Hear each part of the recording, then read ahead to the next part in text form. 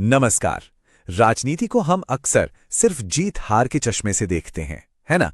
लेकिन आज हम इसे एक अलग नजरिए से देखने वाले हैं, शासन के विज्ञान की तरह। और हमारा फोकस है उत्तर प्रदेश का एक विधानसभा क्षेत्र, कायमगंज।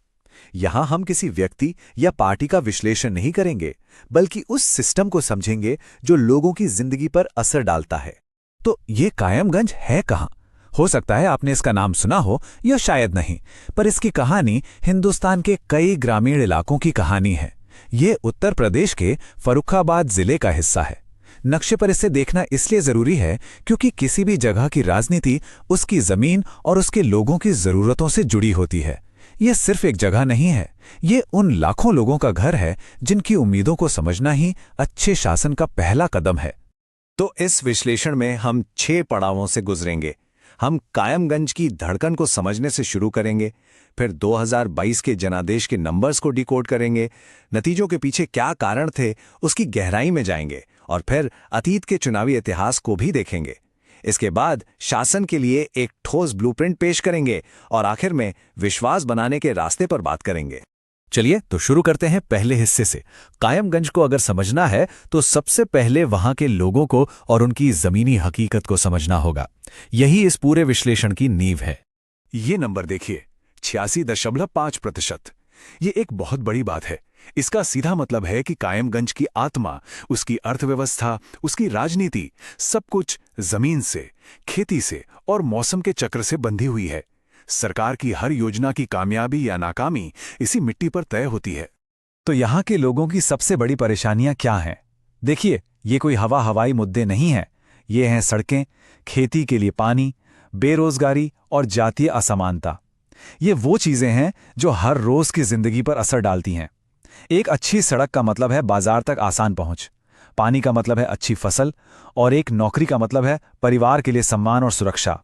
अब जरा यहाँ के सामाजिक ताने बाने को समझिए। ये सीट एससी के लिए रिजर्व्ड है। यहाँ लगभग 19.4% दलित आबादी है और करीब 23% मुस्लिम आबादी भी। ये समीकरण बहुत अहम है क्योंकि यही तय करता है कि कौन से मुद्दे उठेंगे, कौन से गठबंधन बनेंगे और आखिर में सत्ता की चाबी किसके हाथ लगेगी। तो जमीन की हकीकत से अब चलते हैं आंकड़ों की तरफ। 2022 के विधानसभा चुनाव में कायमगंज की जनता ने क्या कहा, आइए इन नंबरों की कहानी सुनते हैं। लगभग 62%। ये था 2022 का वोटर टर्नआउट। ये नंबर बताता है कि यहाँ के लोग जागरूक हैं, वो अपनी राय रखना चाहते हैं। ये उदासीनता का नहीं बल्कि भागीदारी का संकेत है। लोग बदलाव के लिए या फिर सरकार को बनाए रखने के लिए सक्रिय होकर वोट कर रहे हैं। तो नतीजे क्या रहे? जीतने वाले उम्मीदवार अपना दल सोनेलाल को मिले 47.65% वोट, और दूसरे नंबर पर रही समाजवादी पार्टी जिन्हें मिले 39.97%। तो जीत का अंतर करीब करीब 8% का रहा। मतलब जीत तो हुई पर मुकाबला एक तरफा बिल्कुल नहीं था। ये जो 8% का अंतर था, वोटों में बदले तो ये संख्या बनती है 18,543। राजनीति में एक एक वोट की कीमत होती है, और ये नंबर हमें जीत और हार के बीच का फासला बिल्कुल साफ साफ दिखाता है। भविष्य की किसी भी रणनीति के लिए ये एक बेहद जरूरी आंकड़ा है। तो ये पूरा डैशबोर्ड हमें एक ही कहानी बताता है। ये जीत गठबंधन के गणित की जीत थी। अपना दल सोनेलाल और बीजेपी का गठबंधन, उनके मिले जुले वोट ने समाजवादी पार्टी पर एक निर्णायक बढ़त बना दी। ये 2 उम्मीदवारों की नहीं, 2 बड़े गठबंधनों की टक्कर थी। अच्छा, तो नंबर तो हमने देख लिए, पर इन नंबरों के पीछे की कहानी क्या है? ये नतीजा आया क्यों? चलिए अब इसकी चीर-फाड़ करते हैं। और ध्यान रहे, हमारा फोकस व्यक्तियों पर नहीं बल्कि सिस्टम पर है। समाजवादी पार्टी के कैंपेन को अगर अंदर से देखें तो कुछ ताकतें थीं और कुछ कमजोरियां भी। ताकत थी अंबेडकर की विरासत और एक एक्टिव लोकल टीम, पर कमजोरी उम्मीदवार का चेहरा उतना जाना पहचाना नहीं था, फंड्स की कमी थी, और सबसे बड़ी बात, गांव में संगठन थोड़ा बिखरा हुआ था। मतलब शहर में तो आवाज सुनाई दी, पर गांव की पगडंडियों पर वो धीमी पड़ गई। और बाहर का माहौल कैसा था? समाजवादी पार्टी के लिए मौके भी थे और चुनौतियां भी। मौका था सरकार के खिलाफ थोड़ी नाराजगी का, किसानों की परेशानियों का, लेकिन चुनौती ये थी कि विरोधी के पास संसाधन कहीं ज्यादा थे और अपनी बात कहने का एक मजबूत तरीका भी। इन्हीं बाहरी फैक्टर्स ने खेल का मैदान तय किया। और यहीं पर शासन का एक बहुत जरूरी उसूल सामने आता है।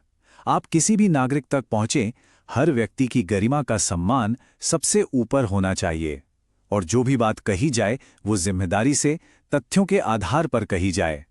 भारत का कानून भी यही कहता है कि हर नागरिक की प्राइवेसी और सहमति का ध्यान रखा जाए। ये सिर्फ नियम नहीं, एक अच्छे लोकतंत्र की नींव है।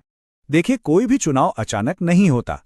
आज को समझने के लिए हमें कल को देखना पड़ता है। तो चलिए जरा कायमगंज के पिछले 30 साल के चुनावी इतिहास पर एक नजर डालते हैं। ये टाइमलाइन देखिए, कितनी दिलचस्प कहानी है। कायमगंज किसी एक पार्टी का किला नहीं है। यहाँ की जनता ने सबको आजमाया है। SP, BJP, Congress, BSP. ये क्या बताता है? ये बताता है कि यहाँ का वोटर सोच समझकर फैसला लेता है। वो किसी एक पार्टी से बंधा हुआ नहीं है। वो काम और विकल्पों के आधार पर वोट देता है। और ये एक बहुत जरूरी सबक है। समाजवादी पार्टी का वोट शेयर 2012 के 28.8% से बढ़कर 2022 में लगभग 40% हो गया। फिर भी पिछले 2 चुनाव हार गए। ऐसा क्यों? इसे एक रेस की तरह समझिए। मान लीजिए आप पहले से तेज दौड़े, लेकिन आपका कॉम्पिटिटर आपसे भी ज्यादा तेज दौड़ गया। राजनीति में जीत हमेशा रिलेटिव होती है, एब्सोल्यूट नहीं। तो इतनी सारी बातें समझने के बाद, इस पूरे निदान के बाद, अब बारी है समाधान की। अब हम बात करेंगे एक एक्शन प्लान की, शासन के लिए एक ठोस ब्लूप्रिंट की। ये कोई जादू की छड़ी नहीं है, ये एक प्रोसेस है।